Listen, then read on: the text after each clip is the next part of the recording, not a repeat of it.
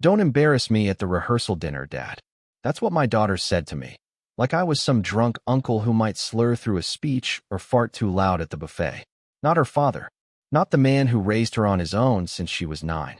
Not the man who skipped meals so she could eat, who worked 2 jobs just to keep her in school clothes, and who never once complained when life kicked him in the teeth. I was standing in my own kitchen when she said it. She had come by with her fiancé to finalize some wedding details.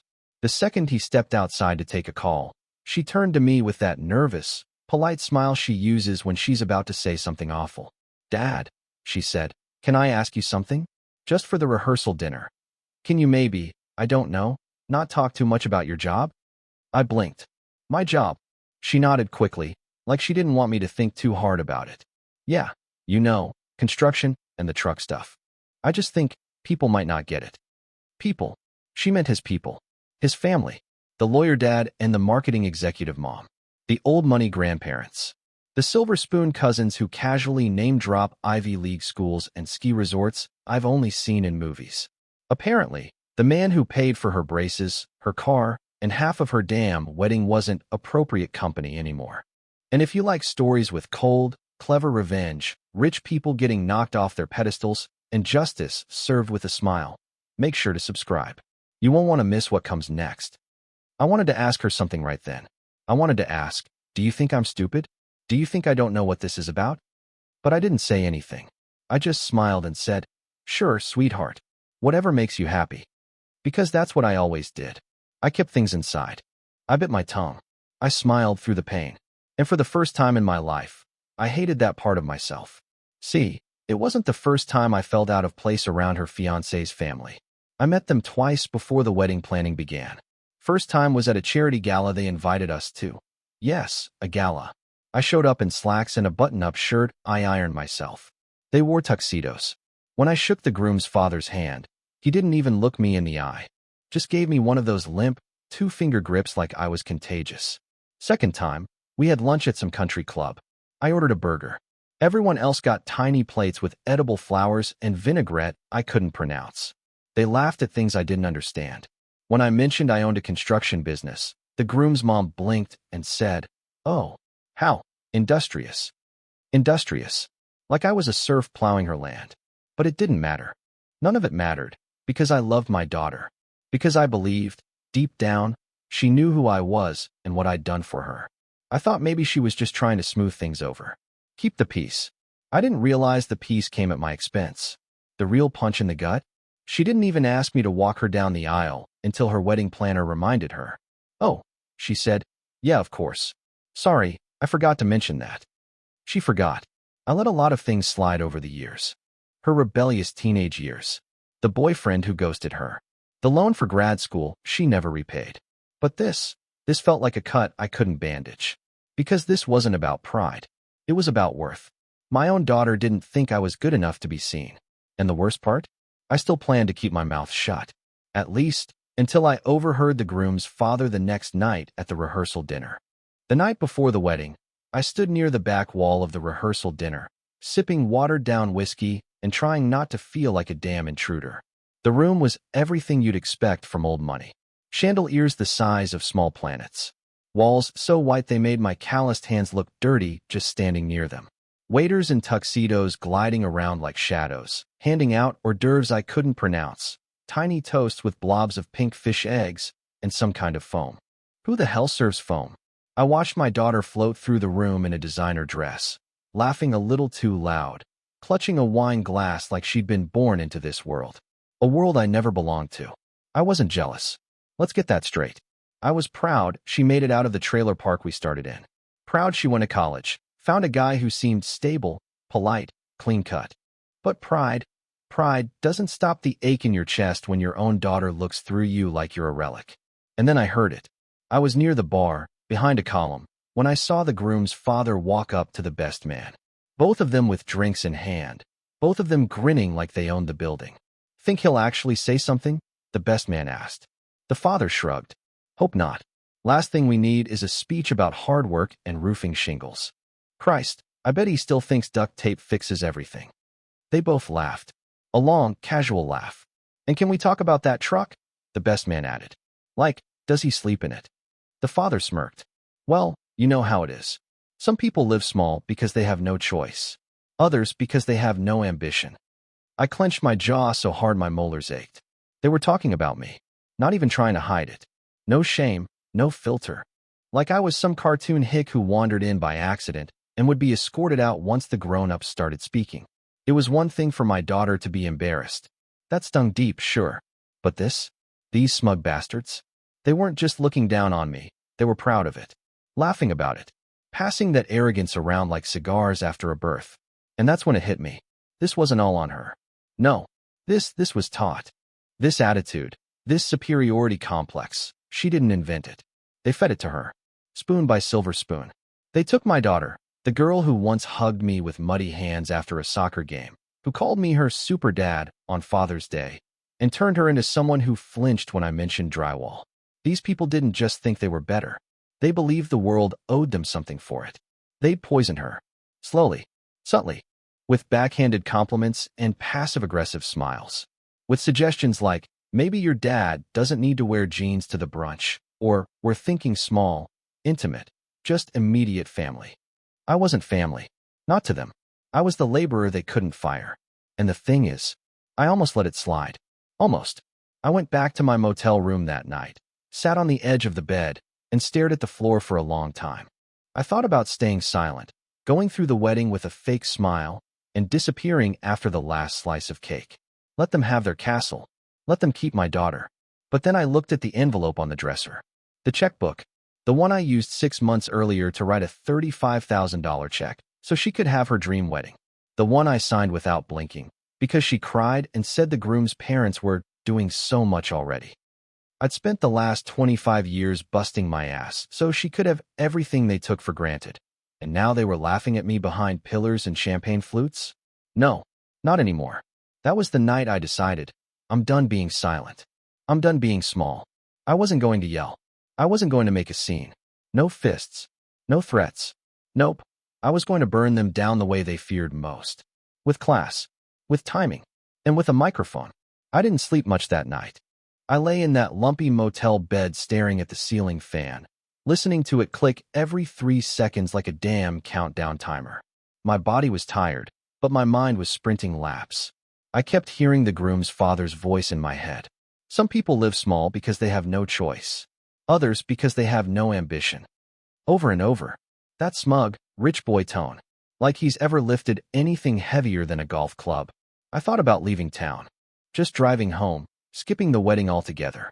Let them all tell stories later about how the bride's father just disappeared. Maybe that would suit them. Maybe that would make their whole fancy narrative cleaner.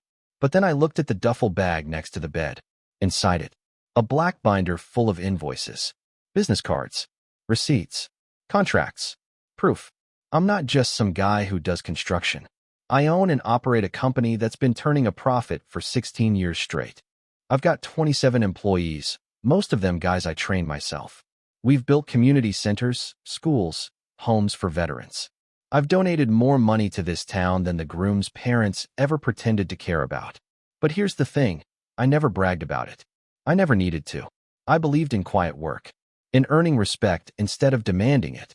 My name's not on any plaques. You won't find me at ribbon cuttings. I shake hands, write checks, and get back to work. And somewhere along the way, maybe I let that humility turn into invisibility. That's when I decided, I'm done hiding. If they want to look down on me, fine.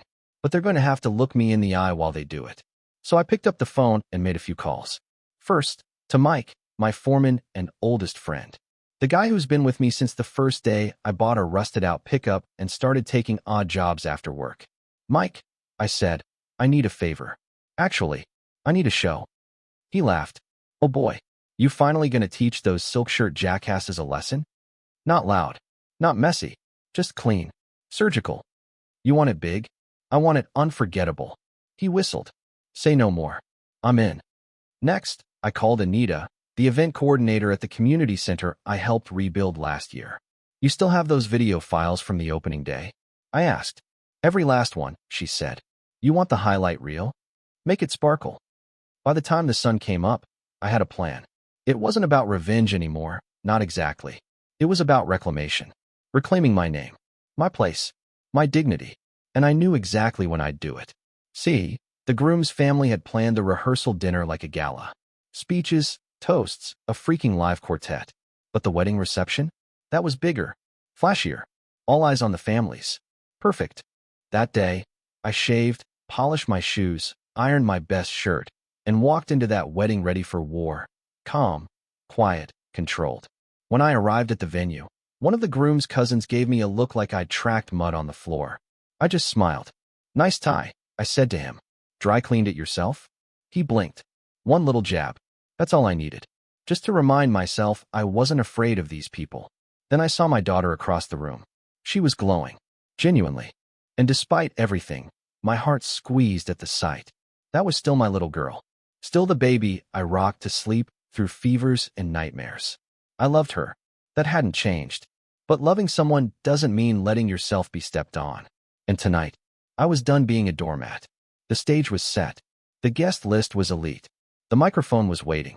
And I had a binder, a highlight reel, and a very sharp memory. The reception hall looked like a damn royal ballroom. Gold trim on every chair, polished marble floors, candles in crystal holders, and some kind of imported harpist plucking away like we were all in a Jane Austen novel. It was money trying to look like taste. But I wasn't impressed. Not anymore. I walked in with my chest high and my binder under one arm, tucked inside a nice leather folio. If anyone noticed, they probably assumed it was a speech or wedding notes. They had no idea what was coming. Dinner went the way you'd expect. Overly complex dishes with ingredients I couldn't spell, endless wine refills, and too many fake laughs. I kept quiet, sitting next to the DJ booth. Not part of the groom's table. Not part of the bride's either. Just parked. Like a lawn ornament. But I was fine with that. Let them think I was done. Because I was just getting started. When the plates were cleared and the lights dimmed slightly, the event coordinator stepped onto the small stage and tapped the mic. Ladies and gentlemen, she smiled. We're going to begin our round of family toasts. Let's hear first from the father of the groom. Polite applause. The groom's dad strutted up like a peacock in a $1,000 suit.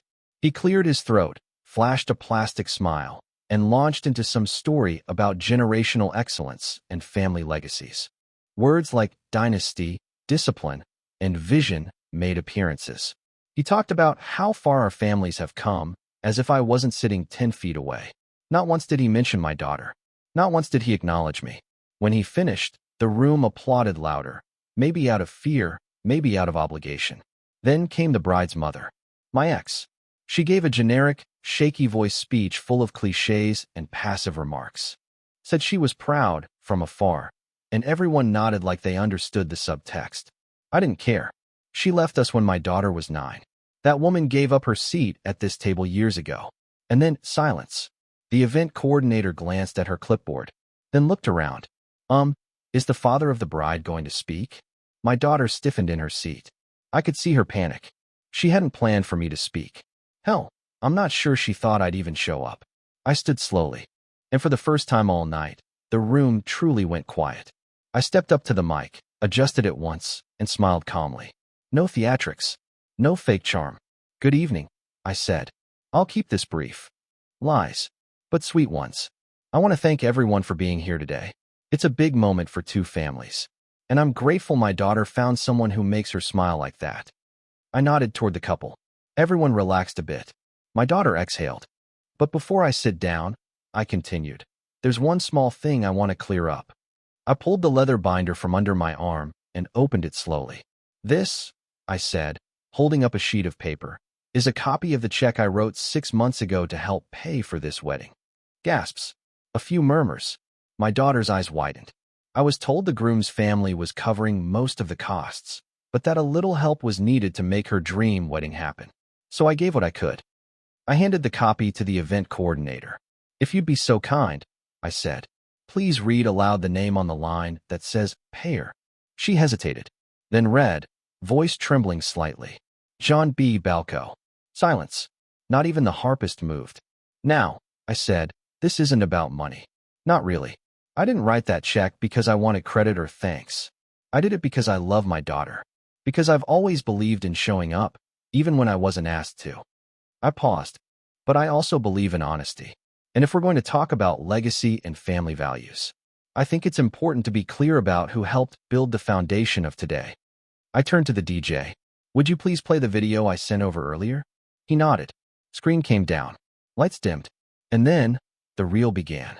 Footage of me at job sites, hammer in hand, shaking hands with veterans in front of new homes, cutting ribbons at local youth centers, kids hugging me, volunteers cheering, time-lapse clips of buildings rising from dirt to beauty, with my company logo in the corner. No narration, no music, just the work, raw and real. When it ended, I stepped back up. I'm not ashamed of what I do, I said, and I never will be. Then I walked off the stage. No mic drop, just the truth, loud enough for everyone to hear. There's a certain kind of silence that hits different. Not awkward, not empty, heavy. That's what followed after I left the stage. No music, no applause, no polite chatter to fill the space. Just a vacuum of realization pulling the air out of the room. I didn't turn around. I walked slowly back to my table by the DJ booth, sat down, took a sip of water, and folded my hands like I had just finished reading a newspaper. That silence. It was the sound of people reevaluating everything they thought they knew. You could feel the energy shift. The groom's mother looked like she'd swallowed her wine the wrong way. The father? Staring into the middle distance like he just got slapped by someone invisible. And then the murmur began. A woman at table 4 leaned toward her husband and whispered, "Did you know he did all that?" Someone else said, "I thought he just worked with his hands. He built that veterans center?" Came another voice. I didn't smile. I didn't smirk. But deep down, a knot that had been in my chest for years started to loosen. Because I didn't need praise. I didn't need their validation. I just needed them to see. My daughter was frozen in place. Her eyes were locked on me, wide, glossy, confused. Like she had just been handed a puzzle where all the pieces looked like me, but she didn't know how to put it together anymore. And I get it. The man she remembered from childhood was her protector, her safe place. But somewhere along the way, she let others repaint me into something small, something embarrassing. Now, that painting just ripped off the wall. The DJ didn't know what to do. He looked at me, waiting for a cue. I gave a little nod. He pushed play on the background track, a soft instrumental version of What a Wonderful World. The reception resumed. Kind of. See, the plan had worked too well. The groom's family, once the life of the party, went quiet. Cousins who had earlier joked about my boots now looked anywhere but in my direction. The father didn't say a word for the rest of the night. Just kept sipping his drink, jaw locked, as if he could muscle through the shame. A few people approached me, quietly. The bartender whispered, "That was one hell of a speech, sir." A guest I didn't know clapped me on the shoulder and said, "You've done good work. Real work." Even the event photographer stopped by. "Mind if I get a few shots of you with the bride later?" she asked. That was powerful. And then came the moment I wasn't sure would ever come. My daughter stood up. She walked toward me, slowly, carefully, like I might vanish if she moved too fast. She knelt beside my chair, her hand trembling as it landed on my arm. "Dad," she said, voice barely a whisper. "Why didn't you tell me?" I looked at her for a long second, then said, gently, "I did. You just weren't listening." She blinked. A single tear rolled down her cheek. "I didn't know. I thought," she swallowed hard. "I thought you were just proud of being average." I chuckled softly. "Sweetheart, I was never average. I was just busy working while everyone else was busy talking." She nodded slowly, then leaned her forehead against my shoulder. We stayed like that for a moment. No cameras, no speeches, no audience. Just a father and his daughter, rebuilding something more important than any wedding ever could. The groom approached us next. He didn't say much. Just stuck out his hand. "Mr. Balco," he said. I'm sorry. Truly." I took his hand. Firm grip. No grudge. But I looked him in the eye long enough for him to understand something. This is the standard now. His father avoided me like I was radioactive. At one point, I passed by him near the bar. He opened his mouth, like he was going to say something clever, then thought better of it. Smart man. See, the beauty of quiet revenge is that you don't have to raise your voice. You don't have to make threats or throw punches. You just shift the spotlight and watch what happens when people see the truth in full daylight. And once they do, they can't unsee it. By the time the cake was cut, the air in the room had changed. Not in a dramatic, movie scene way. No shouting matches, no storming out. but in a subtle, unmistakable shift. People who'd looked past me hours earlier now made awkward eye contact. Those who'd smirked behind champagne glasses were suddenly polite. The groom's father still hadn't said a word to me. But that wasn't silence out of indifference. It was silence born of knowing there's nothing he could say that wouldn't make him look smaller. I caught him watching me twice. Not with open hostility, but with the wary eyes of a man who's just realized he underestimated the wrong person. Good. The DJ transitioned into slower music, and couples started drifting onto the dance floor. I stayed seated, watching. I wasn't in a rush to play the doting father figure. Not yet. I wanted to see how the next pieces moved. My daughter approached again, this time standing tall, not hunched or hesitant. Her cheeks were still flushed, but there was something different in her expression, a mix of shame, pride, and determination. "Dad," she said quietly, "can we talk after this? Really talk?" I nodded once. "We will."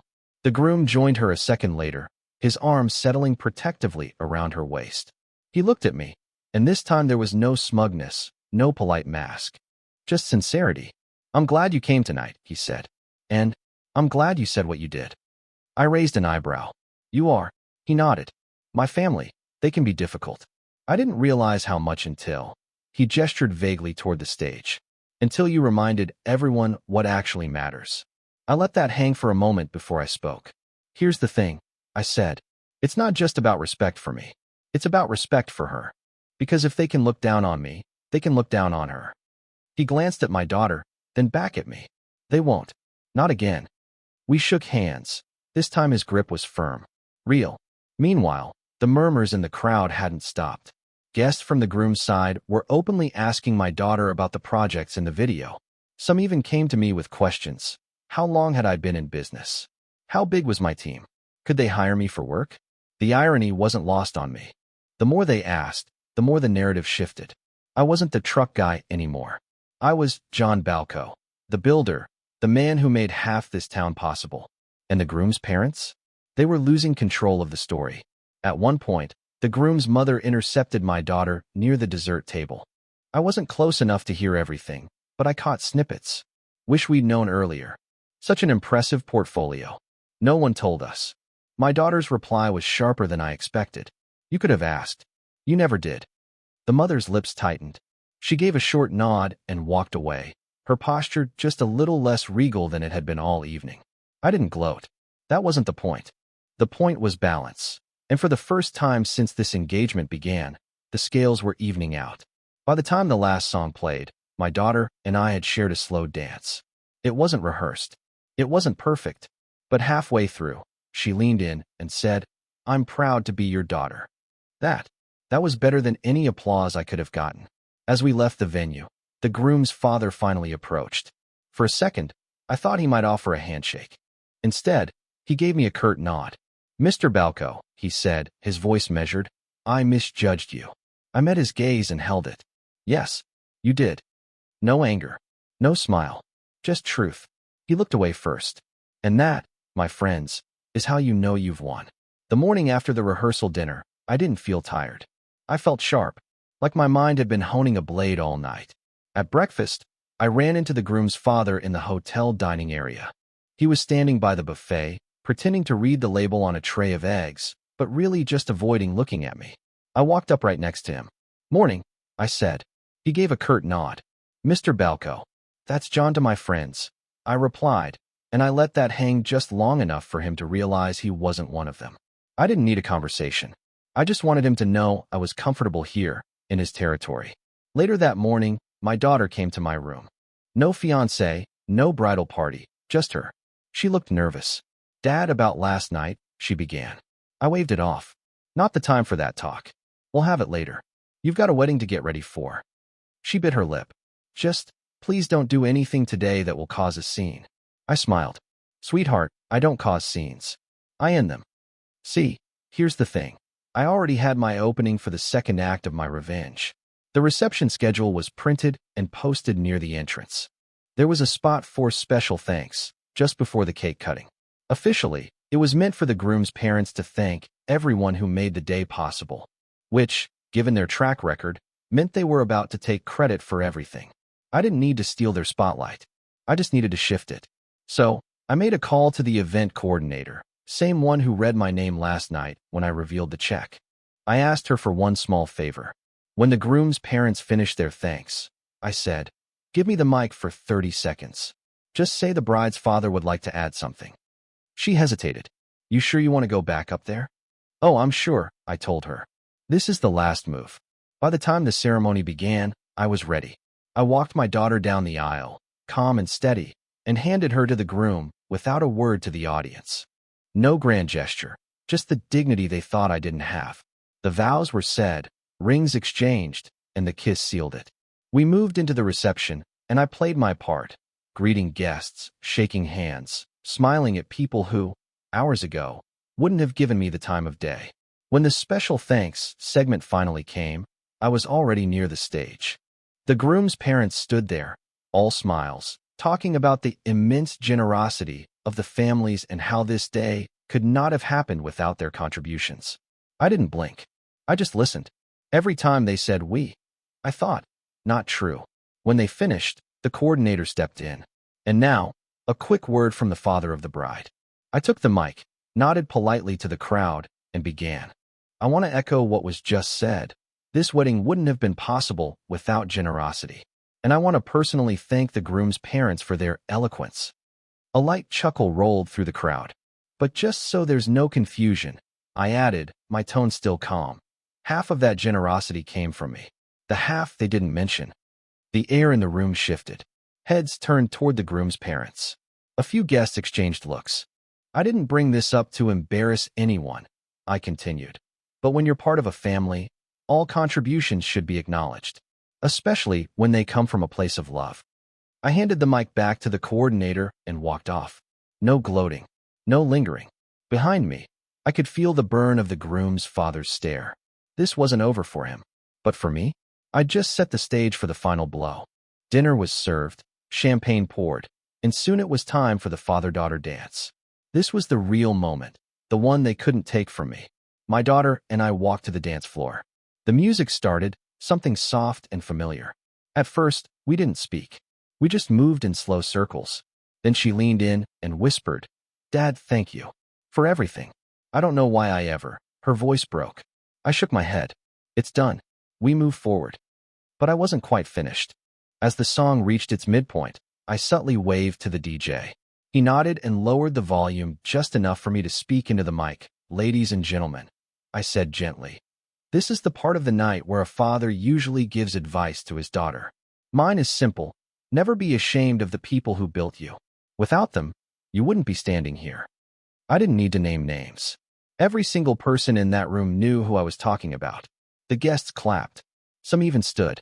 My daughter's eyes filled with tears, not the ashamed kind from before, but the kind you get when you finally see. I finished the dance, kissed her forehead, and left the floor. From the corner of my eye, I saw the groom's parents sitting stiff as boards. They couldn't say a thing without looking petty. And the guests?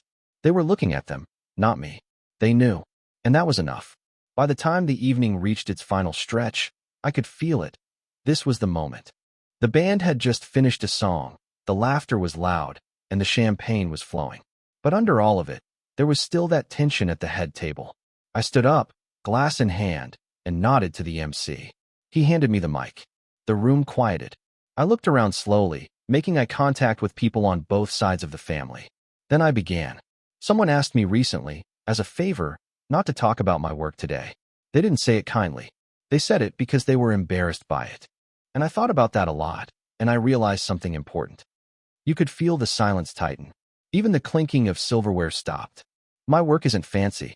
It doesn't come with titles or initials after my name, or the kind of prestige some folks like to polish and show off at dinners like this.